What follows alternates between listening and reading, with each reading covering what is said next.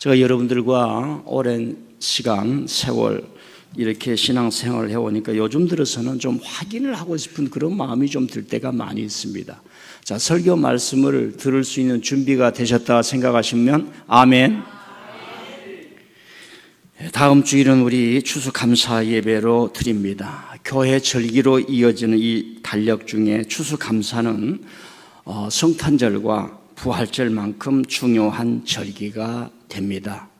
신앙생활을 하면서 어떤 일이 있어도 추수감사 예배에 참석하고 하나님께 감사의 예물을 올리는 것을 신앙의 최고의 기쁨이요, 권리요, 의무요, 신앙의 정석임을 알고 살아가는 것은 참 우리 신앙생활에 필요합니다.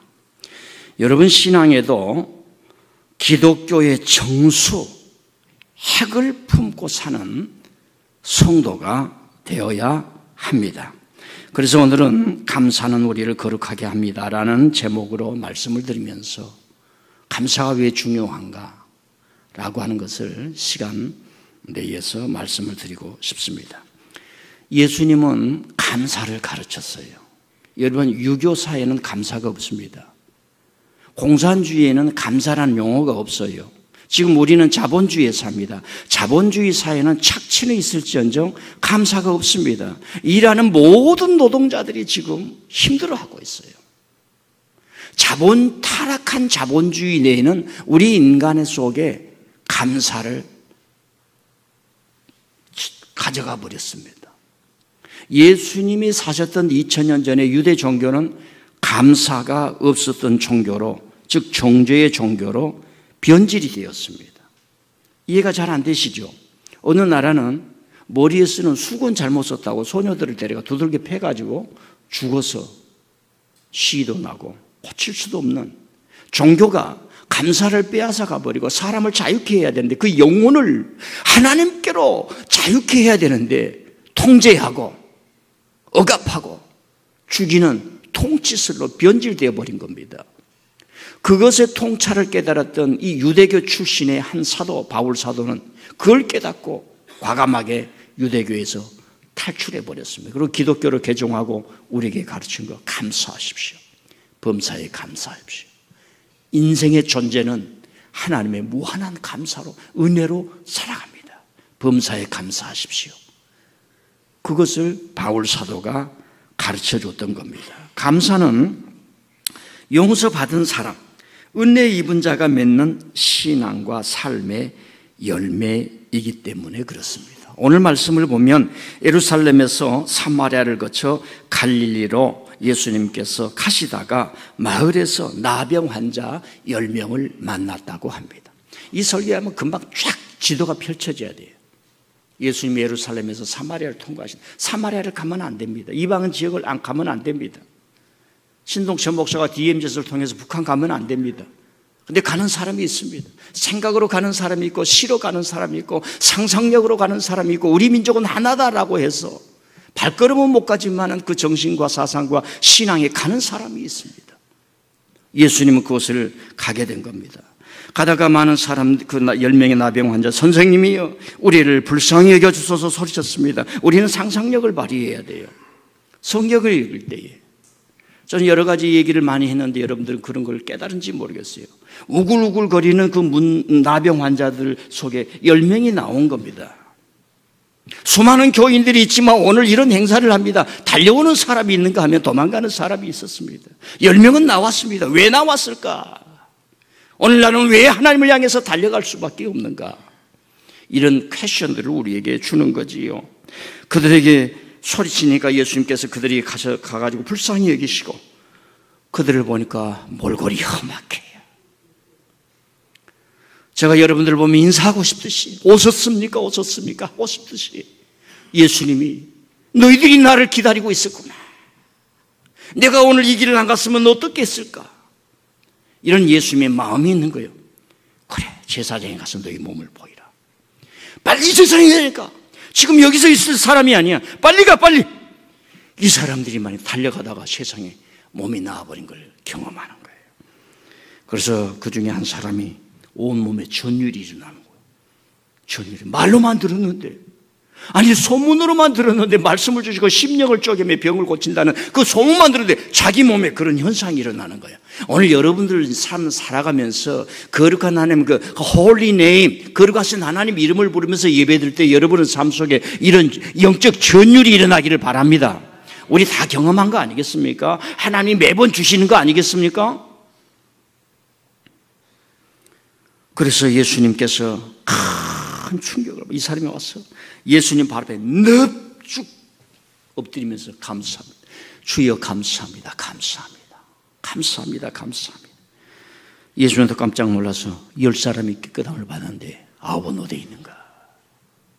왜 자네만 왔는가? 왜 이 이방인 외에는 하나님께 영광을 돌리지 못하는가? 오히려 기쁨이 있지만 오히려 탄식하는 그 장면이 오늘 장면이요. 그리고 그 사람에게 오늘 내가 너의 구원이 너에게 임하이노라 축복을 합니다. 치유된 것을 우리는 축복이라고 해요. 그러나 예수님은 그렇지 않아요. 구원이 너에게 임하느라 내 믿음이 너를 구원하였느니라, 이 말씀입니다. 그래서 한 3가지 4가지를 말씀드릴게요. 첫 번째는 당시 풍습으로 유대인이 사마리아 동네나 길을 가서는 안 됩니다. 그런데 예수님이 가신 거예요. 여기에 무한한 힘과 상상력과 오늘 우리가 어떻게 살아가야 할 것인가, 신앙의 어떤 그 내용들이 오는 거지요. 세상 사람들은요, 자꾸 자기들이 세상을 만들려고 금기어를 만들어놔요. 금지선을 만들어서 못 가, 가지 마, 그런 말 하지 마, 그런 사람 한 사람 다 쫓아내. 지금 방송사에서 다 쫓겨나고 있는 사람들 무수히 낙엽 떨어지듯이 보는 거지요. 근데 예수님에게는 이런 게 가당치 않게 여겨지는 겁니다. 그래서 예수님이 그 사람들이 만들어 놓은 금기를 개의치 않고 가는 겁니다. 진정한 선지자, 진정한 성도, 진정한 시민이라면 악한 사람들이 그어놓은 못된 금기선을 부정할 수 있는 힘이 있는 겁니다. 넘어설 수 있어야 사람을 사랑할 수도 있고 구할 수도 있는 겁니다. 두 번째로는 당시 나병 환자들은 동네에서 살 수가 없었고 멀리 떨어진 개토 같은 동네에서 살아야 했습니다. 그들은 그 동네를 밖을 갈 수가 없었어요. 출입 통제. 요즘은 자녀들에게 10시까지 집에 돌아오라, 10시, 2시에 돌아오라 그러면 부모님이 다칩니다. 우리 부모님들 그 말 잃어버린 지가 오래되었어요. 목사님들도 성도들 주일 예배 드리십시오. 이거 강하게 못합니다. 하도 일이 많이 일어나니까. 치료할 약도 없었던 시대, 간호할 사람도 없었던 시대, 구약으로 보면 차라트, 악성 피부병이에요. 신약에서는 그 피부병이 막 쏟아지는데 막 일어나는데 그걸 레프로시라고 합니다. 레프로시. 그 영어로 오늘날 레프로시가 되는 거예요. 그런데 훗날 그 병의 이름이 한센병으로 고쳐지죠. 이제 지금 소의 피부병이 나는 게 뭐예요? 럼피스킨, 피부병. 그 소의 문둥병이지요. 지금 일어나고 있습니다. 그러니까 걸리면 손가락이나 발가락이 하루마다 없어지는 거예요. 자고 나면 코가 없어집니다. 자고 나면 귀가 없어집니다. 자고 나면 눈만 남았지 눈을 덮어주는 이 아름답게 하는 여러분 미간에 이런 것들이 없어지기를 시작하는 거예요. 근육이 사라져버린 겁니다. 근육이 이쪽하고 저쪽이 다르니까 몰골이 이상해지는 거예요.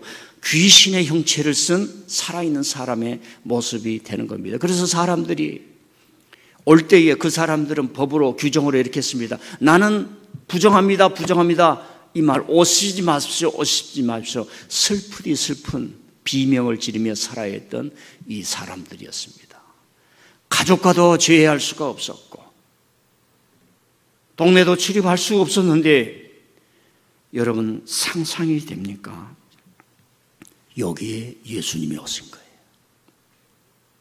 인생의 신비라고 하는 것은 내가 어느 한 구덩이에서 인생의 고독이라는 굴 속에서 나 혼자만 살 거야, 나 간섭하지 마, 산다 할지라도 어느 순간에 하나님은 여러분을 찾아가십니다.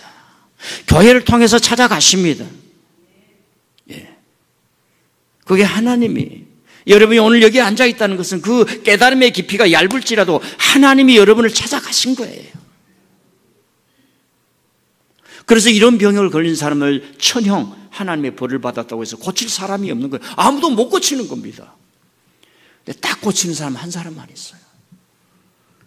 그 사람은 하나님의 종만이 고칠 수 있다는 거예요. 왜? 사람들이 하나님의 천벌을 받았기 때문에 몰골이 이상해져 버린다니까. 이것은 강남의 성형과에 가서도 고칠 수가 없어요. 속에서 썩어져 가버리니까. 자세한 얘기는 생략하고요. 고칠 사람이 없는 거예요. 오로지 고칠 사람은 하나님의 종이다 이 말입니다.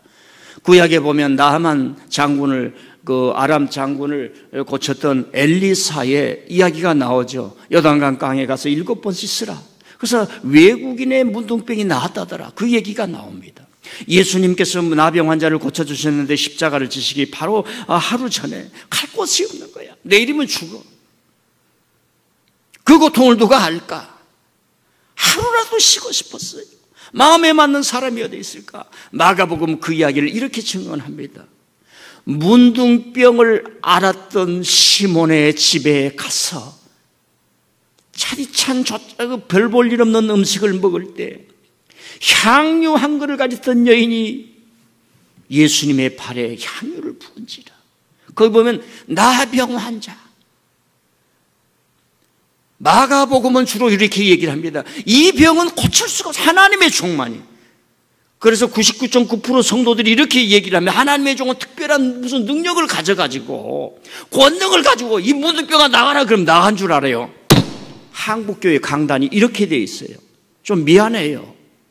이 신화를 깨야 돼요. 진정한 하나님의 종은 너희들은 가지마 금고 놓는 그 환자들 속에 경계선을 넘어서 가는 그 진실함, 그것 때문에 낫는 거란 말입니다.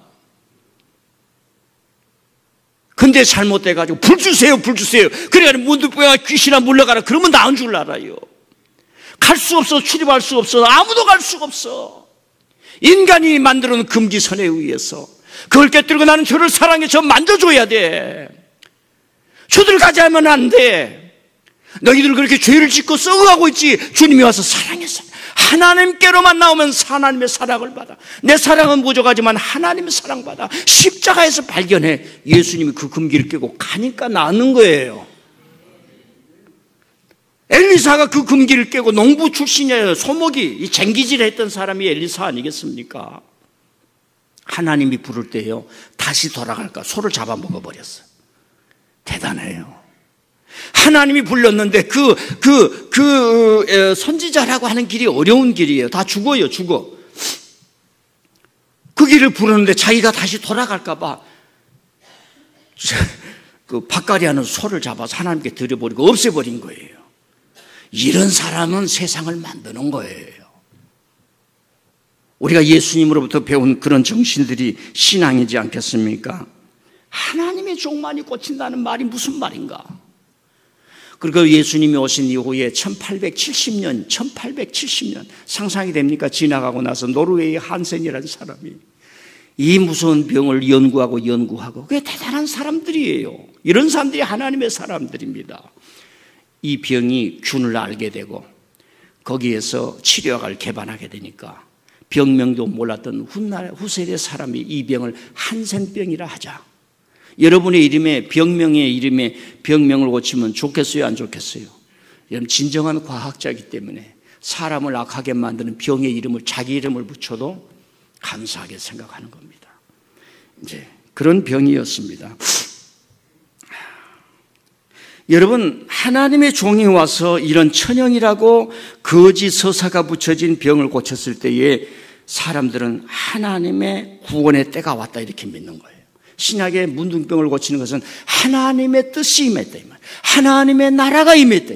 하나님의 역사가 임했다. 이걸 교회 시대라고 말합니다. 저와 여러분은 그래서 구원의 때 하나님의 진정한 종 예수 그리스도가 임재하는 이 시대를 살아가고 있습니다. 그래서 여러분의 심장이 두근거려야 살 수 있듯이 신앙이 두근거리고 주님을 향한 사랑이 가슴속에서 두근거리고 교회를 와서 하나님을 만나보고 싶고 하나님의 은혜로 내 가정을 일으켜 세우리라 그 뜨거움이 있어야 할 줄 믿습니다. 우리 딸이 둘이 와 있는데요 나는 이런 얘기할 수 있어요. 너가 아버지는 이 교회에서 직장 생활하는 게 아니다. 바로 하라라 이거야. 이건 내 힘으로 살아가는 게 아니라 겨울을 생각하고 하나님을 생각하고 하나님을 위해서 40년의 길을 걸어다 보니까 지금도 하나님의 은혜로 뜨겁게 살고 싶어서 살아가는 거지, 직장 생활하거나 돈 벌기 위해 사는 게 아니에요. 그래서 기도해.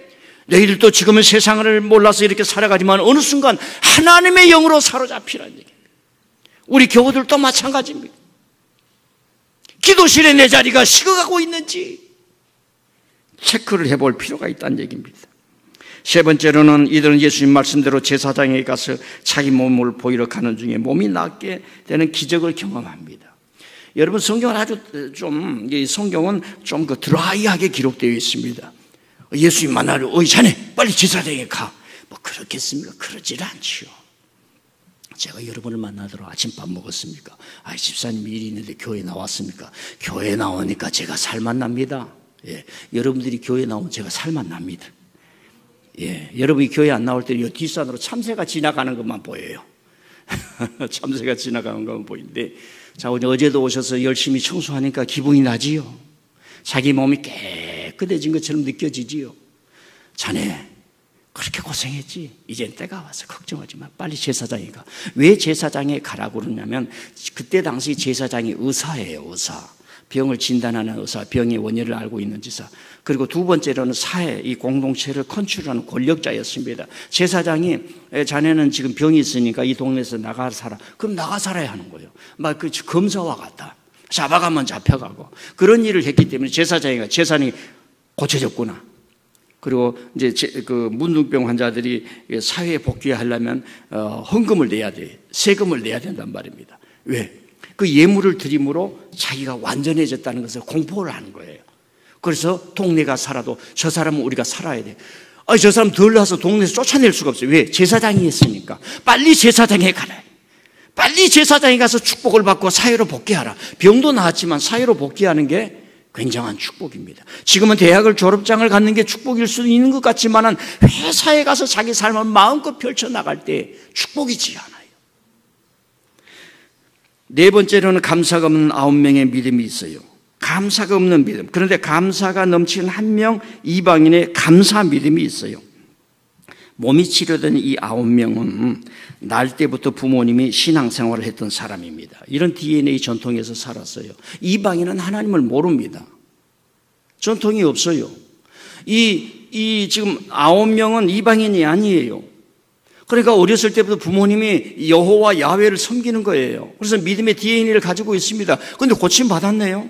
그러니까 하는 얘기가 뭐예요? 당연히 고쳐줘야지 하나님이. 이렇게 생각한 거예요. 그래서 감사하러 올 필요가 없는 거예요. 오늘 신앙생활 하다 보면, 우리가 살다 보면 당연한 거예요. 우리가 찬양 중에 당연한 것 아니라 은혜였어. 아내가 매일 아침마다 밥 해주면 당연한 거 아니죠.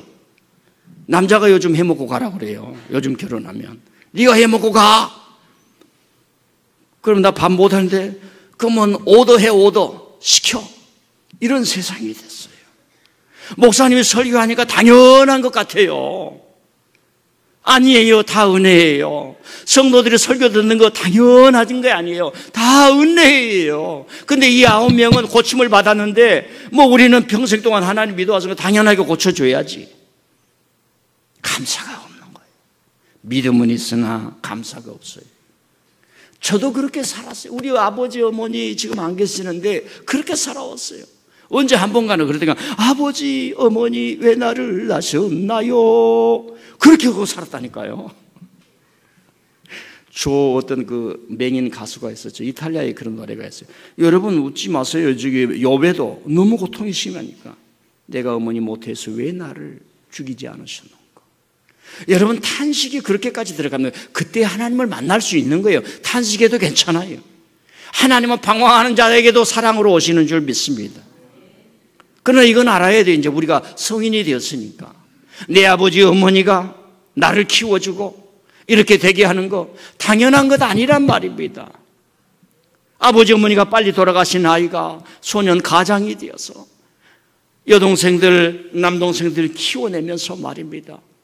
그렇게 살아가니까 친구한테 야 임마 너 불평을 왜 그렇게 해? 너 왜 그렇게 자살하려고 해? 나는 아버지 어머니 없는데 내 동생 키우고 내 누이 키운 거 안 봤어.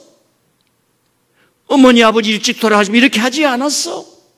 너 아버지 어머니가 당연한 것 아니야? 이렇게 해주도 모릅니다. 어떤 사람은 회사에 자기 아들이 왔어요. 막 월급 주고 왜 월급 적게 주냐 그러는 거예요. 왜? 당연하다고 생각하는 거예요. 근데 이방인은 그렇지 않아요. 이게 뭐야? 어떻게 이런 일이 일어날 수가 있냐 말이야. 이방인은 일생 동안 차별받고 살아왔다는 것 아시지요? 종족이 다르다고 그 문화 속에서 같이 사는 거예요. 지금 이스라엘에서 같이 사는 거예요.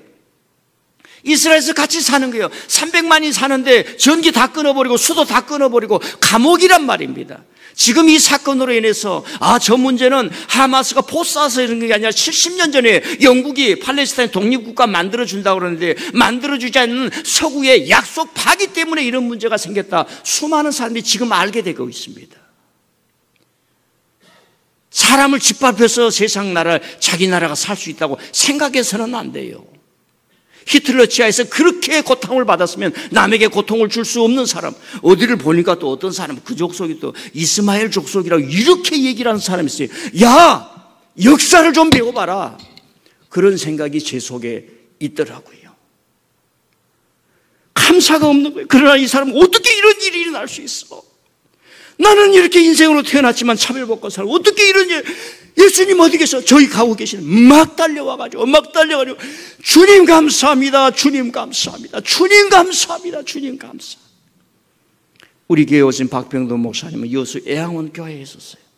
애양원 그 나병 환자가 되어가지고 몰골이 다 험상해진 다 나았어요. 근데 밖에 가서 생활하면 이 우리 사람들하고 같이 생활을 못하니까 거기서 그때 당시 1000명 다 소 키우고 닭 키우고 거기서 해서 자녀들은 이제 건강하니까 다 외지를 나가고 유명한 여수 애양원 교회에 있습니다. 어떤 사람은 성경을 처음부터 다 외워버린 거예요. 그런 사람들. 손양원 목사님이 일제시대 때 부임해가지고 그 나병 환자의 고름을 치료약도 부족하니까 빨아줬다는 거 아니겠습니까? 빨아줬다는 거. 나병은 만져도 괜찮아요. 내가 상처가 없는 한 만져도 괜찮아요. 상처가 있으면 안 되지만은. 그 손양원 목사님 1m 60 얼마야? 여러분 키 작은 사람들이 잘해요. 저처럼 키 큰 건 좀 문제가 있을 수 있어요. 어떻게 잘못 나와가지고 키가 되는 거예요. 한국 사람들은 적절해야지. 마라도나 키 160 마라도나가 전 세계를 휘어잡고 다니잖아요. 그런데 사람의 상상력이 생각이 있는 거, 이념이 있는 거, 키는 커야 된다. 남자친구 소개하니까 키가 몇이야? 대충 물어본 게 그거예요. 다 방송에서 했기 때문에 그러는 거예요. 이 사람이 와서 어떻게 이런 일이 이루어질 수 있어요? 여러분 여기서요, 예수님의 역사는 다른 사람으로 하여금 감사하게 만드는 거예요. 예수님은 다른 사람으로 하여금 자기 존재에 대해서 감사하면서 살아가게 만드는 거예요. 저는 여러분에게 감사하세요, 범사에 감사하세요, 고난도 감사해요, 지금 이 얘기를 하지 않고 있어요. 여러분이 깨달아야 돼요. 예수님은 다른 사람으로 하여금 감사하도록 만들어주는 사람이에요. 생의 길을 만들어주고 자유의 길을 열어주고 살 소망을 주시고, 예수님은, 여러분은 가정에서 교회에서 우리가 감사를 할 수 있는 환경을 만들어주는 거예요. 그러니까 감사가 나오는 거지. 이태원 일주일이가 되었어요. 작년에 토요일과 주일 사이 새벽에서 159명이 죽었어요. 제가 월요일날 거기를 가봤습니다. 이 거리가 50m도 안 돼. 70m나 될까? 그 조그만 골목길이야. 저는 태어나 처음으로 이태원을 가봤어요. 거기서 거의 10,000명에 해당하는 사람이 모일 수가 있다니. 제가 갔는데 어떤 젊은 청년이, 대학생이 컴퓨터를 켜놓고 찬송가를 혼자 부르고 있는 거예요. 내가 가서 불러줬어요. 크리스천들이 그런 데서 신앙생활을 공개적으로 한데 안 된다는 그런 것들이 있잖아요. 그런데 거기서 어떤 스님은 나무와 비탑을 곤세 또 하고 있고, 그 사람들 그대로. 그게 나쁜 건 아니겠지. 위로하는 거니까. 그건 종교행위라기보다는 이 고통을 어떻게 이해를 해야 될지 모르니까. 제가 찬송을 불러줬던 그런 때가 있습니다. 가슴 아프죠. 생때 같았던 자식을 잃은 유족들은 지난 1년간 전국을 돌며 눈물로 아픔을 호소했건만 책임자들은 변명 만들어 놓고 이들의 고통을 외면해왔고 지금도 그렇습니다. 저는요, 교회가 지금 입 다물고 있어요. 그걸 좋은 신앙이라고 생각해요. 성도들이 입 다물고 있다고요. 근데 우리는 입을 열 수도 없잖아요. 어디 갔어? 이 고통이 있잖아요. 상식이 무너지고 평범한 일상 속에 담긴 삶의 신비와 존엄과 경애가 그야말로 추한 족속들로 인하여 무너져 내렸습니다. 하나님의 신비는, 하나님의 존경은 문둥병이 몸을 사르고 있는 그곳에 있어요. 여러분이 눈물을 흘리고 여러분이 삶을 살아가기 위해서 고통스러운 것, 그걸 여러분이 고통으로 있지만 여러분이 하나님께 나오면 이 고통 속에 하나님의 신비가 있구나. 나의 나된 것은 나의 약함으로 된 것이라. 나의 나된 것은 눈물로 되었어. 나의 나된 것은 내가 아팠기 때문에 그랬어. 나의 나된 것은 내가 결핵이 걸려서 그랬어. 나의 나된 것은 가난했기 때문에 그랬어. 거기에 하나님의 신비가 있단 말이에요. 대한민국에서 매일상 삶, 전철을 타고 부대 끼고 사람들이 살아가는 일상 속에 존경과 경애가 사라져 버렸다는 겁니다. 가슴이 아프지요. 국가란 정부란 국민이 감사할 수 있도록 환경을 만들어 주어야 됩니다. 그러지 못하고 고통받는 이들을 내친다면 반드시 심판받아야 해요. 그게 의예요, 의. 사회의 의가 이루어져야 감사와 감격으로 살 힘이 역동적으로 일어날 수 있는 겁니다. 선거 때마다 청년들 써먹고 일회용품처럼 버리는 사람들. 근데 우리는 아직도 그 사람들을 추종하고 있고, 이런 모순 속에서 바른 것은 무엇인가 교회에 와서 생각하고 신앙적인 생각하고 사회학적 철학적 질문을 할 수 있어야 됩니다. 나는 그런 설교를 하고 싶어요. 이런 설교를 하니까 교인들이 뚝뚝 떨어지더라고요. 뭐 떨어진 일은 옛날에도 많았어요. 왜 예수님이 경계선을 넘어 다른 사람이 손가락질하고 거기 사마리아 한번 갔다 오면은 추방되고 결국은 예수님이 죽잖아요. 결국은 그놈들 때문에 십자가에서 죽잖아요. 이게 기독교예요. 그러나 물러설 수도 없고 진리의 빛은 꺾을 수도 없고 가장 아픈 자를 가서 손 내밀어 줘야 될 것이 예수님이 우리에게 보여준 것인 줄 믿습니다. 그러니까 이런 일상 삶 속에 살아가는 아픈 사람들이 마저 살아가. 대한민국 시민이 됨을 너무 감사해. 정말 대통령 잘 뽑았어. 너무 감사해. 정말 장관 잘 뽑았어. 감사해. 감사를 만들어줘야 된단 말입니다. 정말 목사님 잘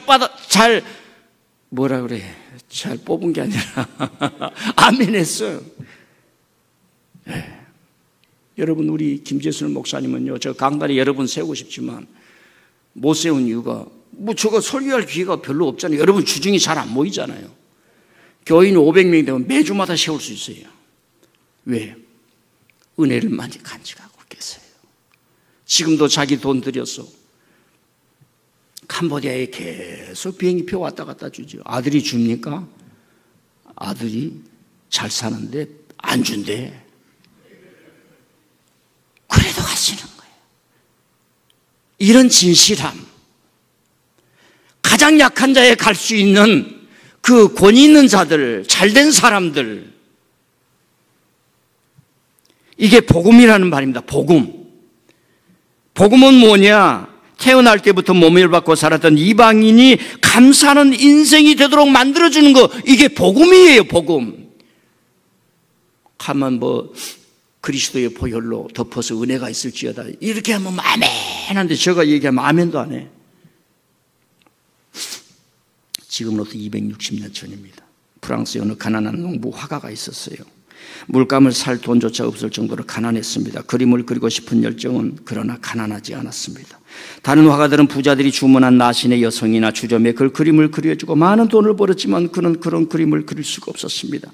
이 젊은이의 재주를 가상하게 여긴 어느 화상이 그림을 갖는 조건으로 1000프랑을 지원했습니다. 이걸 지금 1000프랑은 지금 돈으로 26만 원, 그러니까 170년 전이니까 한 100배 차이가 난다 그러면 그때 당시 돈으로 2천만 원. 이건 정확하지 않습니다. 대강 짐작으로. 근데 당시는 영국과 유럽은 산업혁명으로 도시 문화와 물질의 사람들이 이 영육간에 지쳐가고 있습니다. 프랑스란 나라였는데 자기 나라의 왕을 목을 치고 왕정을 없애버리고 프랑스 혁명이 일어났지요. 그리고 나폴레옹이 일어나 전쟁 혁명으로 나라가 어선했습니다. 그리고 세월이 흐른 거예요. 이렇게 50년이 되어간 때였습니다. 이때 이 화가는 조용히 시골 바르비종으로 내려갑니다. 당시 철학자 루소는 문명이란 결국 인류에게 타락을 가져왔다면서 자연주의를 외치고 도시에 지친 이들이 쉴 만한 무언가를 찾는 때였습니다. 우리는 지금 양평으로 가고 자연으로 가고 정원, 물의 정원, 정원의 물, 우리 여성들이 간다고 그러는데 이미 170년 전에 인간이 도시 문명에 찌고 하나님을 잃어버렸을 때 인간은 구원이 없구나라고 하는 게 영국, 프랑스에서 다 일어났던 겁니다. 바르비종에 모인 화가들은 자연을 그렸는데 이 화가는 그들처럼 자연만을 그릴 수 없었습니다. 누구를 그리느냐? 일상에 지친 농민들, 농사를 지며 가난과 싸우며 살아가는 농민들 속에 담긴 거룩한 신비와 신성을 그렸습니다. 거대한 대지 위에서 초라한 한 줌의 티끌처럼 연약해 보이는 농민들, 화가에게는 풀처럼 질긴 생명력을 지닌 그 농부들의 모습에서 마치 하늘에서 내려온 천사들의 수고와 노고처럼 보였던 겁니다. 그의 그림은 그때 당시에 그리고 나서 1000프랑을 지원해준 그 화상에게 돌아갔습니다. 그 사람이 한 60, 70년 동안 가지했나요? 그러다가 이제 거의 100년이 흘렀어요. 그러니까 1920년대, 10년대 그쯤 돼서 이 그림이 80만 프랑, 그러니까 800배가 돼서 100년 만에. 그래서 제가 이제 수학은 못해도 산수는 할 수 있어가지고 또 이제 스마트폰도 이거 계산을 해 보았습니다. 100년 전에 이제 80만 프랑이 지금 돈으로 2억 한 천 돼요. 2억이면 많습니까? 적습니까? 2억 있으신 분 아멘? 2억 빚이 있으신 분 아멘?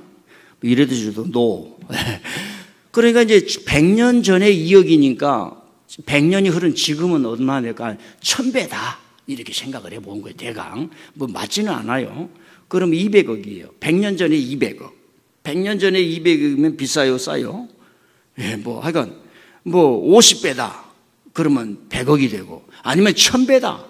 그러면 2000억이 되고, 그런 식입니다. 미국으로 팔려가니까 프랑스가 이 그림은 미국으로 가서는 안 된다. 그래가지고 금모기를 한 거예요. 그때 100년 전에. 행정부와 국회가 나서 우리 프랑스 시민들이요, 헌금해 주세요. 기부해 주세요. 이 그림은 우리 프랑스가 지켜야 됩니다. 그랬는데 안 되는 거예요. 프랑스가 더 준다 그러니까 미국이 더 돈 주고 사가버리는 거예요.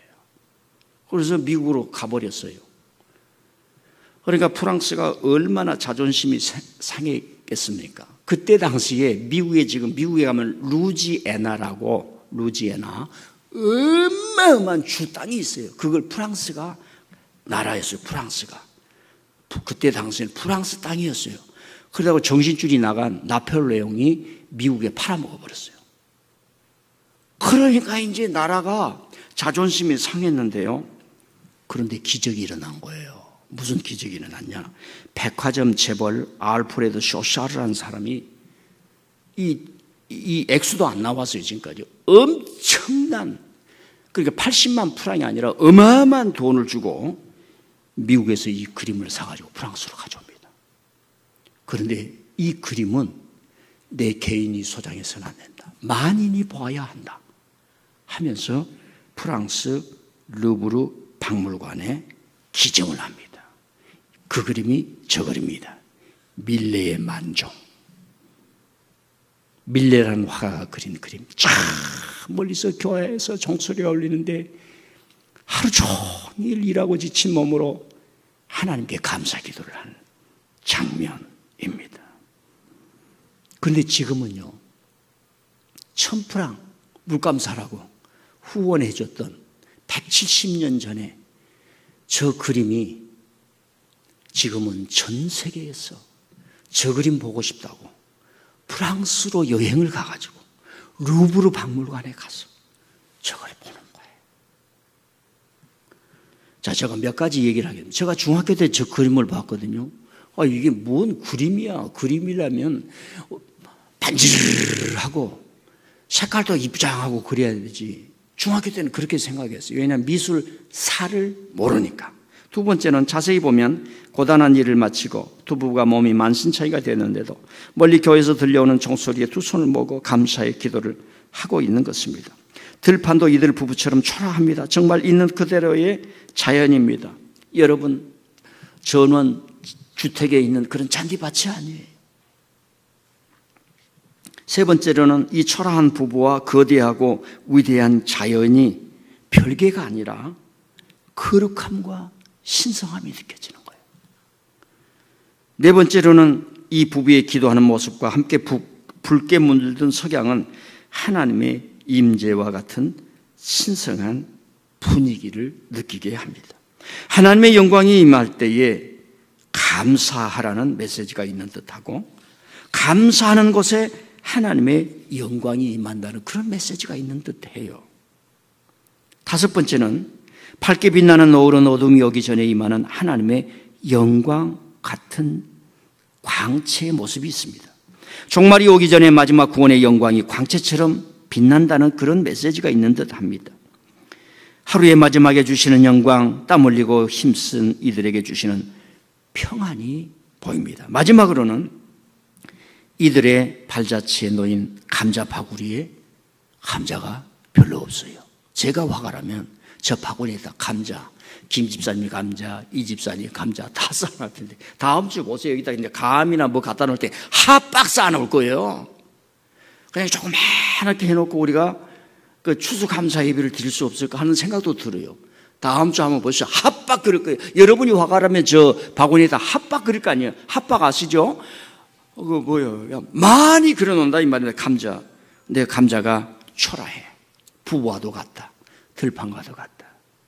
그런데 하나님의 영광은 빛난 것 같아. 저들 두 부부의 저 모습 속에서 가장 초라한 모습인데 이상하게 신비와 거룩함이 느껴진다는 말입니다. 근데 여기까지는 다 아는 이야기예요. 역설이 있어요. 역설. 살바르도 달리가 이 그림을 가만히 보다가 계시를 받은 거예요. 저 그림 감자 속에는 감자가 있는 게 아니라 아기 시체가 있다. 이렇게 글을 썼어요. 그럼 몰랐어요. 그 정신병 환자가 화가가 쓸데없는 얘기를 하고 있구나. 근데 어떤 정신병 환자가 진짜로 저 그림을 칼로 자국을 내버렸어요. 이걸 복원하는 과정 중에 그 자외선 투시기를 썼어요. 근데 진짜로 저 감자 바구리에 어린아이가 시신이 밑그림으로 되어 있는 거예요. 그러니까 원래 밀레는 죽은 아기를 묻기 위해서 묻기 전에 하나님께 기도하고 장면이었다. 이 얘기가 숨겨져 있습니다. 그런데 밀레는 아기의 시신을 지우고 덧입히고 초라한 감자 몇 개를 그려 넣었던 겁니다. 여기까지도 다 사람들이 아는 사실입니다. 이제 모르는 이야기를 해야죠. 과연 저 메시지는 무엇일까? 화가의 뜻이 있었을 거 아니에요. 여러분이 글 하나를 적더라도 거기에 뜻이 있을 것 아닙니까? 멀리서 아들과 딸이 오는데 엄마가 나물 하나, 시금치 나물 하나 묻히는데도 뜻이 있잖아요. 우리 어머니가 제가 멀리 갔다 오면 항상 초를 쳐서 만난 이걸 해줘. 저는 초식, 그 음식의 뜻이 있듯이 저는 이렇게 읽고 해석을 합니다. 하나님의 거룩과 경건과 감사의 신비를 저 고단에 지친 일상을 살아가는 삶의 생존 속에서 보이느냐 이 말이에요. 하나님의 신비와 경외가 저들 속에 있는 걸 보이느냐 이 말이에요. 제가 어제 저녁에 어느 교회에서요, 저녁 7시에 와서 중직들 수련회를 해달라고 그래요. 거기도 교회를 건축하고 한 20명 모였더라고. 1시간 반을 강의하는데요, 그 초라한 강의를 하지 않았어요. 내가 왜 이렇게 미쳐서 강의를 하지? 그저 좀 뭐 그런 거 상상할 수 없고 한 1000명이 모인 것처럼 서로 교감하면서 했어요. 펄럭이는 깃발 아래 두세 사람이 모인 교회에 있는 하나님의 신비와 은혜를 볼 줄 아는 경건함. 초라한 사람 속에도 하나님의 신성이 있음을 아는 것, 이거 예수님이 우리에게 가르쳐 준 것 아니겠습니까? 그리고 또 메시지가 있어요.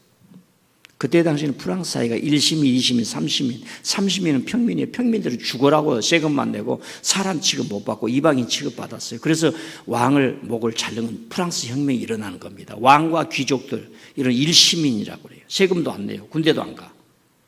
그때 당시 사회가. 대한민국 사회에 지금 누가 정복하고 있어요? 지배하고 있어요? 누가 지금 이 나라를 말아먹으려고 하고 있습니까? 그러니까 신앙생활을 바로 하려면 사회 구도를 아는 것도 필요한 거예요. 이런 얘기를 하면 목사님을 좌파라고 그러도 나는 좌파가 아니에요. 바로 하는 거예요. 악이 뭔지를. 선을 쫓고 악을 쫓지 말라. 시편에도 나와 있지 않습니까? 밀레는 그런 말을 하는 거예요. 이 사람들이 이렇게 고단하게 살 수도 불행에 처할 수도 가만둘 거냐 이 말. 세금만 뺏어가고 저 하나님의 경건과 신비가 있는 저 사람들 저렇게 놔둘 거냐? 나는 그런 메시지를 읽는 거예요. 이 밀레가 또 다른 그림을 뭐 여러 가지가 있는데 하나만 이제 공부하는 의미에서 넘어갑시다. 오늘 제가 일부러 설교를 준비했습니다. 자, 이삭 줍는 여인들 얼굴이 없습니다. 얼굴이 없어요. 우리는 자꾸 얼굴로 해먹으려고 그래. 하나님은 중심을 보느니라. 여러분요, 저는 그 글을 읽었어요. 집에 정상화가 있고 휠체어를 타는 자식이 있어. 근데 이 정상화는 만날 불효를 해. 휠체어를 타는 엄마 오늘 힘들었지? 자기가 힘들었는데 아버지 힘들었지? 위로자가 돼. 정상인 아버지 어머니가 이 자녀에게는 아무 소리를 못해요. 벌써 어른이 되어가지고. 여러분 얼굴로 해먹지 말아요. 하나님은 중심을 본다고 그랬어요. 감사는 우리를 거룩하게 합니다. 감사가 있으면 거룩한 신비와 깊이가 스며듭니다. 감사는 존재 자체의 발견이에요. 감사하기 위해 달려와 무릎을 꿇고 감사합니다 감사합니다 외쳤던 이방인은 자기 존재 용서받고 용납되고 받아들여지고 치유된 자기, 이제는 모멸과 차별받는 존재가 아니라 하나님께 받아들여진 자기 존재를 찾는 감사의 환희와 외침, 이게 인생이요 신앙이요 인생을 살만나게 하는 줄 믿습니다. 마지막으로 하나 이야기만 더 하고 마치겠습니다. 어느 젊은이가요 대학을 졸업하고 선망한다는 카이스트 대학원에 진학을 했습니다. 석사학위를 받았어요. 다니면서 활동이 강하기 때문에 학생회장도 했습니다. 다양한 반면에 아주 다이나믹하게 활동했어요. 또 군대도 학사 장교로 갔습니다. 졸업 후 석사학위를 받은 그야말로 3대 기업이라는 곳에 다 취직이 되었습니다. 그런데 그는 입사하지 않습니다. 그의 마음이 어떻게 살아야 할까? 내가 영원히 살아가야 할 나는 어떤 일을 하고 살아갈까? 방황하기를 시작한 겁니다. 군 전역하고 6일 뒤에 그는 밑바닥부터 살피기 위해서 배낭을 하나 메고 무전여행을 떠납니다. 무려 4년 동안. 여러분 한 달 정도는 할 수 있어요. 두세 달 하기가 어렵습니다. 4년을 40개국을 다닙니다.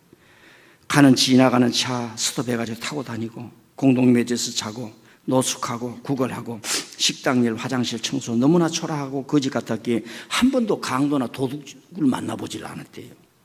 본인이 노숙인인 거고 거지인데 누가 훔쳐가겠습니까? 한 번은요 우루과이에 가가지고 호세 무하카 대통령이 있거든요. 한번 집에 가 찾아보세요. 이분은 가난한 사람인데 성공을 했어요. 그래서 서민들을 중시 여겨. 그래서 자기 대통령국을 다 개방을 해버렸어요. 이 이야기 일생일대의 삶의 감명을 받고 우루과이가 가서 대통령 궁 앞에 가서 대통령 만나고 싶습니다. 이 플래카드를 두고 서 있는 거예요. 이상한 나라에서 온 젊은이가 한 달 반을 그래가지고 쫓겨났어요. 누가 대통령을 만나게 해줬습니까? 그런데 한국 방송국에서 그 대통령을 취재하기 위해서 갔다가 한국에 무전여행하는 젊은이가 대통령 만나고 싶다는 희한한 얘기를 들은 게 이게 방송감이거든요. 우리 대통령 만나러 아무 데 가는데 너 따라오라. 그래가지고 대통령 만난 이야기.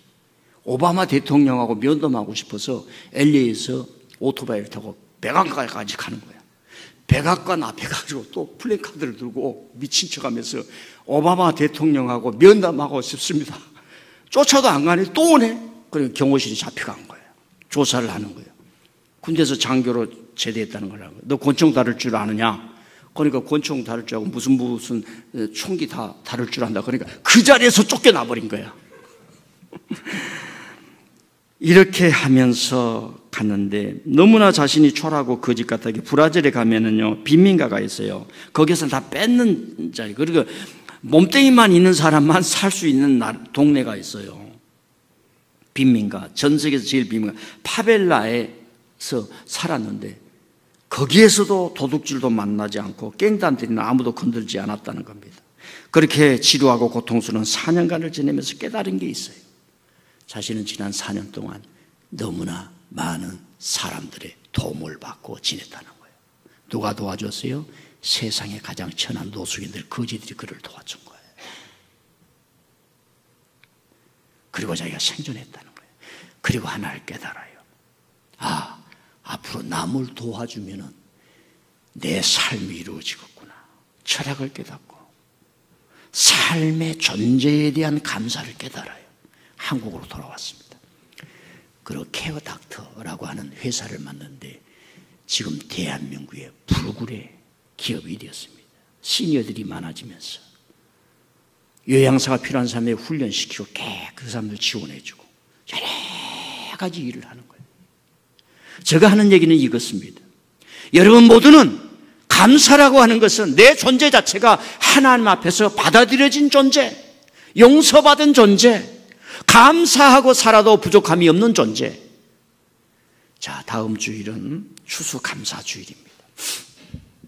한경직 목사님 목회를 하는데 옛날에는 그랬어요.